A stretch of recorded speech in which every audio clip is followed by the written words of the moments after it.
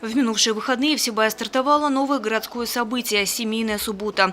Это калейдоскоп мероприятий, проводимых волонтерами, специалистами межрайонного центра социальной помощи семье и детям, работниками городских служб и учреждений на разных площадках города.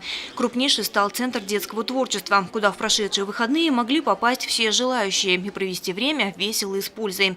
Пока родители получали консультацию по мерам социальной поддержки, дети были задействованы на мастер-классах, дидактических и спортивных играх. Из специалистов прием вели логопед, психолог, юрист МФЦ, работники Центра занятости населения, специалисты межрайонного центра социальной помощи, работники Центра социальной защиты и многие другие. В этот же день в Доме молодежи «Мир» прошел бесплатный показ мультфильма для горожан и состоялись спортивные мероприятия, организованные администрацией парка культуры и отдыха и городским спорткомитетом. Для сибайцев, которые в будни не успевают попасть на прием в нужные ведомства, семейная суббота станет отличным выходом из ситуации. Лена Кириллова, Екатерина Марочкина, Руслан Кравцов, Гульгина Раскильдина, телекомпания СТВ.